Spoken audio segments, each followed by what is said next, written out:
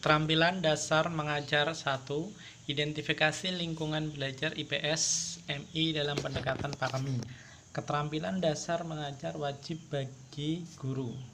Untuk guru. Pengertian keterampilan dasar mengajar.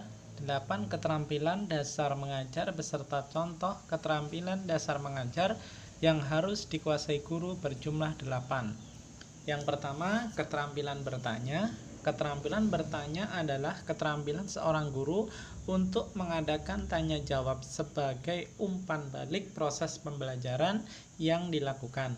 Keterampilan ini wajib dimiliki oleh semua guru, baik guru pemula maupun guru profesional. Pertanyaan yang dilontarkan guru harus berkualitas dan mengacu pada materi yang sedang dipelajari. Bapak atau Ibu juga bisa menerapkan pertanyaan hots agar kemampuan berpikir siswa menjadi lebih kreatif. Keterampilan bertanya seorang guru bisa membawa dampak positif bagi para peserta didik, yaitu sebagai berikut.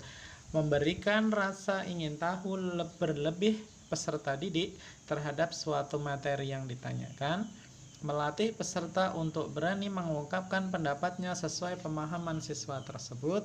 Melatih peserta didik untuk fokus, menciptakan komunikasi yang efektif antara guru dan peserta didik. Adapun contoh keterampilan bertanya adalah sebagai berikut. Bu Ratih sedang mengajar materi fisika kelas 10 tentang massa jenis. Untuk mengoptimalkan pemahaman peserta didik, Bu Ratih memberikan beberapa pertanyaan yang sekiranya tidak membuat peserta didik menjawab secara serentak. Misalnya, jika kamu memiliki dua buah benda, misalnya kertas dan besi, lalu keduanya kamu celupkan di dalam air, pasti besi akan tenggelam sedangkan kertas akan mengapung. Kira-kira apa penyebabnya? Itulah sebagian kecil contoh keterampilan bertanya seorang guru. Yang kedua, keterampilan memberikan penguatan. Keterampilan penguatan adalah keterampilan seorang guru dalam mempertahankan kemungkinan berulangnya suatu perilaku peserta didik. Artinya, guru bisa membuat peserta didik konsisten dalam melakukan sesuatu. Keterampilan penguatan bisa dilakukan secara verbal maupun non-verbal. Penguatan verbal adalah penguatan yang dilakukan secara lisan. Sementara itu, penguatan nonverbal adalah penguatan yang dilakukan melalui gerakan tubuh, mimik, dan sebagainya. Adapun contoh keterampilan penguatan verbal dan nonverbal adalah sebagai berikut. Yang pertama, penguatan verbal, yaitu dengan memberikan pujian dan penghargaan bagi peserta didik. Yang kedua, penguatan nonverbal, yaitu dengan membuat suasana kelas menjadi menyenangkan, memberikan usapan kasih sayang, dan sebagainya. 3. Keterampilan membuka dan menutup pembelajaran. Keterampilan membuka dan menutup pelajaran harus dilakukan secara sistematis agar peserta didik bisa antusias sebelum pelajaran dimulai dan berkesan setelah pembelajaran usai. Adapun penjelasan keterampilan membuka dan menutup pembelajaran adalah sebagai berikut. Yang pertama, keterampilan membuka pelajaran. Keterampilan membuka pelajaran adalah keterampilan yang dibutuhkan untuk mengkondisikan peserta didik agar mereka bisa fokus dengan materi yang akan dipelajari. Yang kedua, contoh keterampilan membuka pembelajaran adalah dengan menghubungkan antara materi yang akan dipelajari dengan materi sebelumnya atau membuat apersepsi berkaitan dengan materi yang akan dipelajari. Yang kedua, keterampilan menutup pembelajaran. Sama halnya dengan membuka. Menutup pembelajaran juga membutuhkan keterampilan. Penutupan pembelajaran tidak bisa dilakukan secara terburu-buru, melainkan dikondisikan terlebih dahulu. Misalnya didahului merangkum dan dilanjutkan dengan berdoa. Yang keempat, keterampilan mengelola kelas. Mengelola kelas merupakan tugas wajib bagi seorang guru. Kondusif tidaknya proses pembelajaran ditentukan dengan bagaimana cara guru mengelola kelas tersebut. Itulah mengapa untuk mengelola kelas dibutuhkan suatu keterampilan. Keterampilan mengelola kelas adalah kemampuan seorang guru untuk mengkondisikan kelas sedemikian sehingga proses pembelajaran bisa berjalan secara optimal. Keterampilan mengajar kelompok kecil dan perseorangan. Kondisi kelas yang terkadang tidak kondusif membuat guru berpikir lebih ekstra bagaimana cara mengembalikan kelas agar lebih kondusif. Tak jarang, bapak atau ibu mengubah haluan dengan membentuk kelompok kecil dalam kelas. Masing-masing kelompok beranggotakan peserta didik yang kemampuan kognitifnya sepadan. Nantinya, bapak atau ibu guru akan mendatangi setiap kelompok untuk memberikan bimbingan terkait materi yang sedang dipelajari. Keterampilan guru seperti ini disebut sebagai keterampilan mengajar kelompok kecil dan perseorangan. Adapun contoh keterampilan mengelola kelas adalah saat ada sebagian peserta didik membuat onar, di tengah pembelajaran, guru harus memberikan pengertian pada peserta didik yang onar tersebut agar pembelajaran bisa berjalan lancar kembali. Keterampilan mengadakan variasi. Yang pertama, keterampilan mengadakan variasi adalah keterampilan guru dalam mengajar dengan berbagai variasi untuk menarik perhatian peserta didik. Yang kedua, keterampilan variasi ini berkaitan dengan kreativitas guru dalam mengajar. Contoh, keterampilan mengadakan variasi adalah sebagai berikut. Yang pertama, saat mengajar materi sel, bapak atau ibu menyuguhkan video tentang proses metabolisme yang terjadi di dalam sel. Yang kedua, saat mengajar materi tentang rangka manusia, bapak atau ibu membawa alat peraga berupa model kerangka. Yang ketujuh, keterampilan menjelaskan. Keterampilan mengajar adalah keterampilan seorang guru untuk menyampaikan materi pada peserta didik. Melalui penjelasan, gurulah para peserta didik akan mendapatkan pengetahuan baru tentang materi yang sedang dipelajari. Keterampilan menjelaskan terdiri dari dua komponen, yaitu merencanakan dan penyajian. Merencanakan, analisis terhadap hukum-hukum yang digunakan pada materi. Penyajian, cara bagaimana guru menyampaikan materi pada peserta didik. Yang kedelapan, keterampilan membimbing diskusi. Keterampilan membimbing diskusi kelompok kecil adalah keterampilan guru dalam memberikan bimbingan pada kelompok kecil. Adanya kelompok kecil ini memungkinkan peserta didik untuk berpikir, berinteraksi sosial, sampai menarik kesimpulan. Adapun contoh keterampilan membimbing diskusi kelompok kecil adalah bapak atau ibu mendatangi setiap kelompok diskusi lalu memberikan arahan tentang materi atau permasalahan yang sedang didiskusikan. Arahan bapak atau ibu dan teori yang ada nantinya bisa membantu siswa dalam menganalisis masalah hingga diperoleh kesimpulan. Berdasarkan pembahasan di atas, jelas bahwa keterampilan dasar mengajar wajib dimiliki oleh setiap guru. Dengan adanya keterampilan dasar mengajar, peserta didik diharapkan bisa lebih antusias dan semangat setiap kali memasuki kelas untuk belajar. Keterampilan dasar ini bisa diterapkan secara optimal apabila ada kerjasama dari seluruh warga di lingkungan sekolah.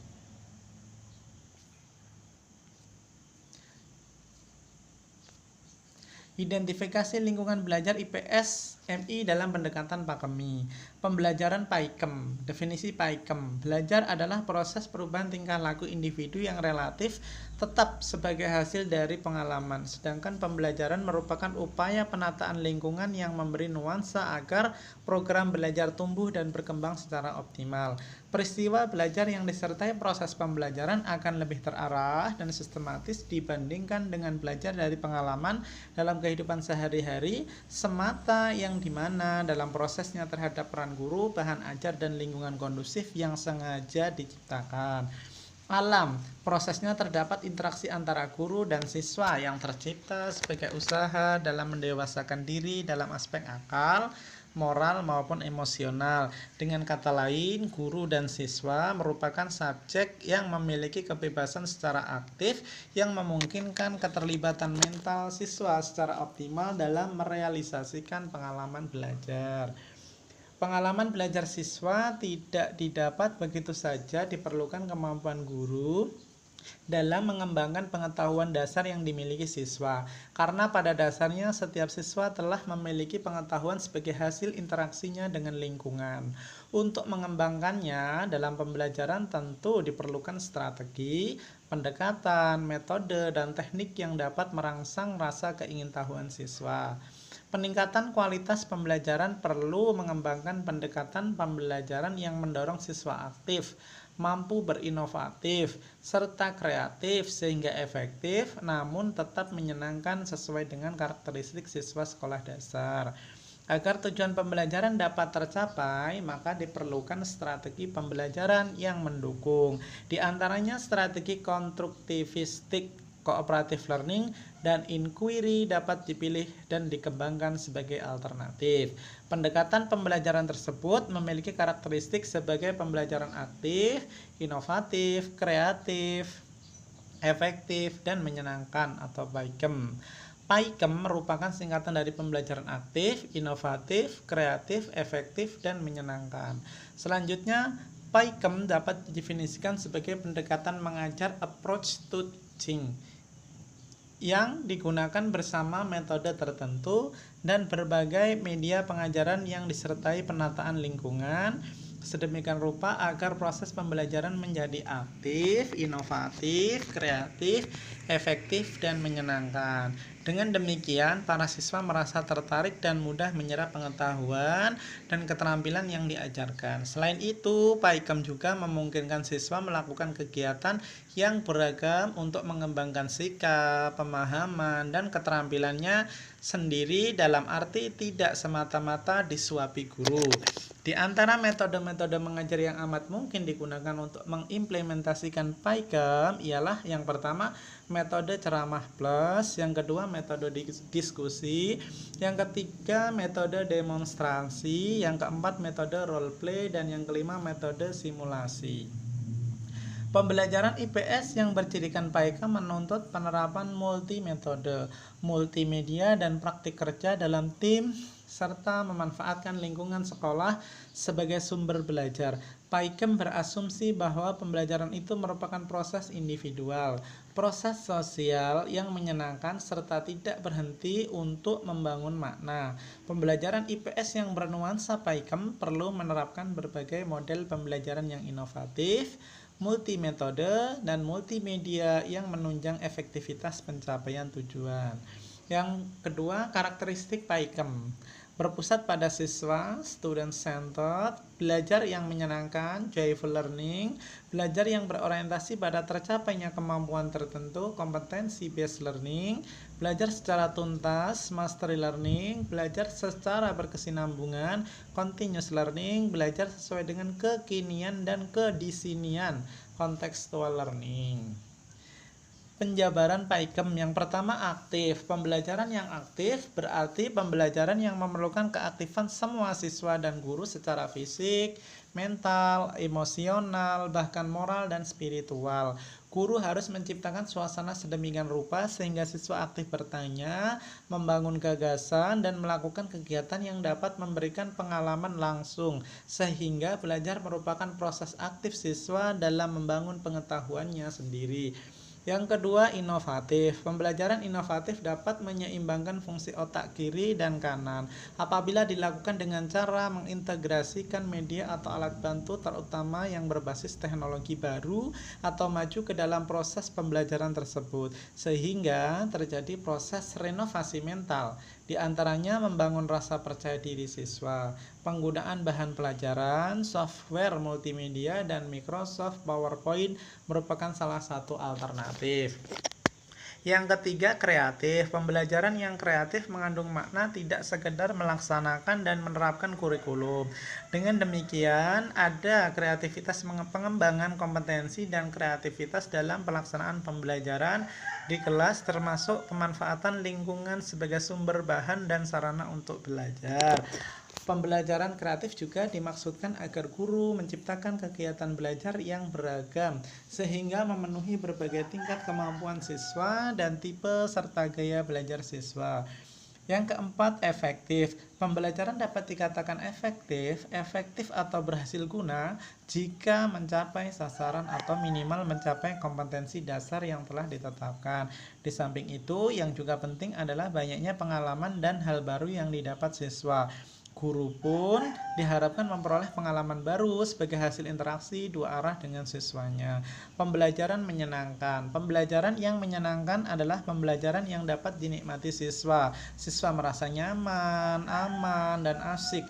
Perasaan yang mengasihkan mengandung unsur inner motivation, yaitu dorongan keingintahuan yang disertai upaya mencari tahu sesuatu.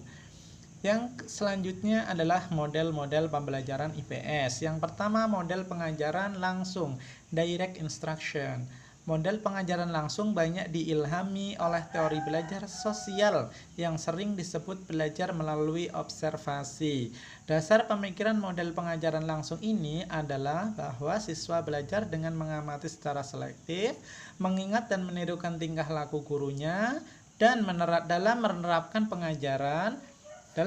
pengajaran langsung, pengetahuan yang disampaikan kepada siswa perlu disederhanakan, baik pengetahuan deklaratif maupun prosedural. Yang kedua, model pembelajaran kooperatif atau cooperative learning. Proses pembelajaran dilalui dengan bekerja sama dalam kelompok untuk membangun pengetahuan yang tengah dipelajari. Setting kelas dalam pembelajaran kooperatif perlu memenuhi 3 kondisi, yaitu adanya kontak langsung, sama-sama berperan serta dalam kerja kelompok, adanya persetujuan agar anggota kelompok tentang setting kelas tersebut. Yang ketiga, model pengajaran berdasar masalah atau problem based instruction. Model pengajaran berdasarkan masalah ini menurut Banks dalam bukunya tahun 1990 mempunyai ciri umum, yaitu menyajikan kepada siswa masalah autentik dan bermakna yang akan memberi kemudahan kepada siswa untuk melakukan penyelidikan dan inquiry. Yang keempat, model belajar melalui penemuan atau inquiry.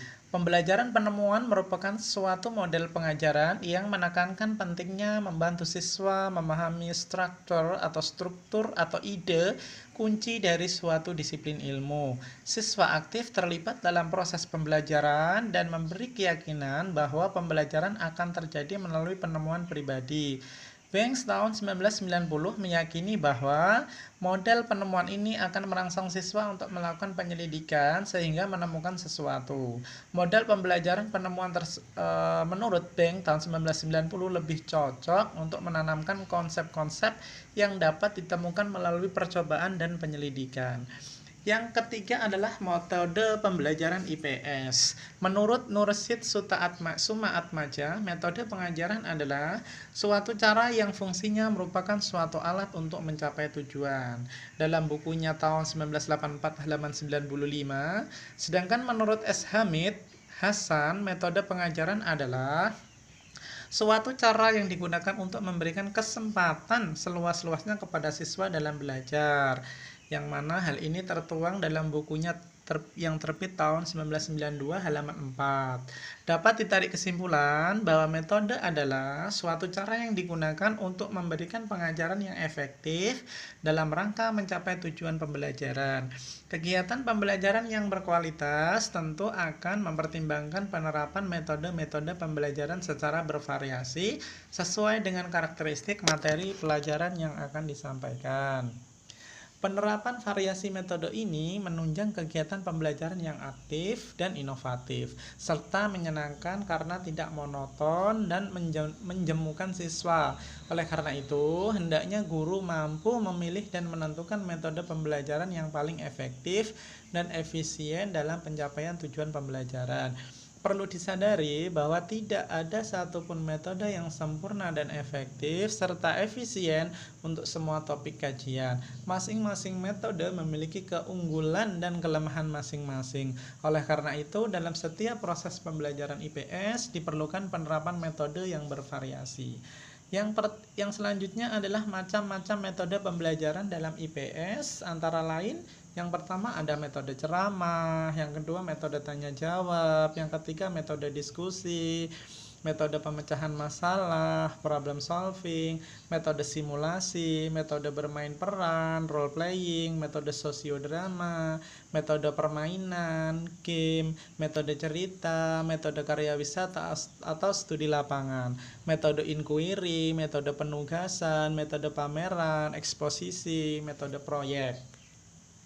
Pemilihan dan penerapan metode pembelajaran perlu mempertimbangkan kriteria-kriteria sebagai berikut.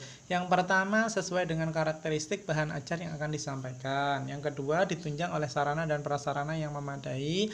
Yang ketiga, sesuai dengan latar belakang dan kebutuhan siswa. Media dalam pembelajaran IPS. Media pembelajaran dikenal sebagai sumber-sumber belajar selain guru yang berfungsi sebagai penyalur atau penghubung pesan ajar yang diadakan dan atau diciptakan secara terencana. Setiap media pembelajaran memiliki karakteristik dan keunggulan masing-masing. Maka diharapkan guru dapat memilih dan menentukan macam-macam media sesuai dengan topik bahasan dan karakteristik materi pelajaran. Agar pemilihan dan penentuan media tersebut bisa efektif, maka perlu mempertimbangkan beberapa kriteria antara lain objektivitas. Dalam memilih media perlu meminta saran atau pendapat dari teman sejawat, bukan berdasar kesenangan pribadi guru. Yang kedua, program pembelajaran. Penentuan media bisa menunjang pencapaian tujuan program pembelajaran atau sesuai dengan pokok bahasan yang akan disampaikan. Yang ketiga, sasaran program. Sasaran program ini adalah siswa yang mengikuti proses pembelajaran pada usia tertentu. Mereka memiliki kemampuan interaksi intelektual tertentu pula. Situasi dan kondisi. Situasi dan kondisi ini berkaitan dengan sarana dan prasarana sekolah atau kelas, ukuran ruangan, bangku, ventilasi, dan lain-lain. Dan situasi kondisi siswa, jumlah siswa, motivasi, dan lain-lain. Yang kelima, kualitas teknik. Kualitas teknik ini berkaitan kualitas gambar, rekaman audio, maupun visual suara, atau alat bantu lainnya. Yang keenam, efektivitas dan efisiensi penggunaan. Keefektifan menyangkut penyerapan informasi yang optimal oleh siswa, sedangkan efisiensi berkaitan dengan pengeluaran tenaga, waktu, dan biaya. Seberapa mampu mencapai tujuan yang optimal. Media pembelajaran memiliki ragam dan bentuk yang bermacam-macam, namun berdasarkan perkembangan media dapat digolongkan sebagai berikut. Yang pertama, media yang bersifat umum dan tradisional. Contohnya ada papan tulis, buku teks, majalah, buku, ada buku rujukan, dan lain-lain. Media yang bersifat canggih, contohnya radio, TV, VCD, tape recorder, OHP, LCD, dan lain-lain. Media yang bersifat inovatif, contohnya komputer, internet, laptop, dan lain-lain. Sedangkan jenis-jenis media bisa dikelompokkan sebagai berikut. Yang pertama, alat pengajaran. Contohnya ada papan tulis, papan pamer, mesin pengganda. Yang kedua, media cetak, contohnya buku, majalah, surat kabar, jurnal, buletin, pamflet, dan lain-lain. Media visual, contohnya transparansi, slide, grafik, cat, model, masyarakat, dan realita, gambar, foto, dan lain-lain. Selanjutnya, media audio, contohnya tape recorder, pita suara, piringan hitam, dan lain-lain. Media audio visual, contohnya televisi, VCD, film suara. Masyarakat sebagai sumber belajar, contohnya narasumber, tokoh masyarakat, dinamika kehidupan dalam masyarakat. Pada dasarnya, proses pembelajaran yang dilakukan di dalam kelas merupakan hasil kerjasama yang baik antara guru dan peserta didik, di mana dalam mengembangkan pendekatan pembelajaran yang dilakukan guru semata-mata bertujuan menciptakan kondisi pembelajaran yang mendukung agar siswa mampu untuk aktif, inovatif, kreatif, efektif, dan tentunya dengan suasana yang menyenangkan sehingga tercapainya tujuan dan proses pembelajaran. Di samping proses pembelajaran yang kondusif, diperlukan juga penerapan metode yang dapat mendukung hal tersebut. Penerapan metode yang efektif dapat dilakukan guru dengan mengutarakan terlebih dahulu di depan kelas agar siswa mengetahui tujuan dari metode yang akan dilaksanakan pada saat pembelajaran, sehingga siswa juga mengetahui apa manfaat dari metode yang diberikan guru. Selain itu juga ada beberapa hal yang perlu diperhatikan, di antaranya kondisi kelas yang khusus. Misalnya guru percaya bahwa siswa-siswinya dapat belajar dan bertindak berdasar pada kepercayaan pada diri sendiri. Suasana bebas artinya siswa dapat berkiprah dengan masalah yang dihadapi. Memerlukan motivasi tinggi sehingga siswa merasa tertantang dengan memerlukan pemikiran, menumbuhkan keinginan untuk tahu. Penerapan metode yang efektif tidak berdiri sendiri, tetapi pada pelaksanaannya dibantu oleh model pembelajaran yang inovatif dan pemanfaatan media yang efektif. Perlu diingat, masing-masing materi pembelajaran memiliki karakteristik yang unik, maka setiap penggunaan metode, model, dan media pembelajaran pada setiap materi akan berbeda. Maka dari itu, guru dituntut untuk dapat berinovatif dan berkreasi dalam memadu padankan antara materi pembelajaran dengan pemanfaatan media yang efektif, sehingga tujuan dari pembelajaran yang aktif, inovatif, kreatif, efektif, dan menyenangkan dapat tercapai. Wassalamualaikum warahmatullahi wabarakatuh.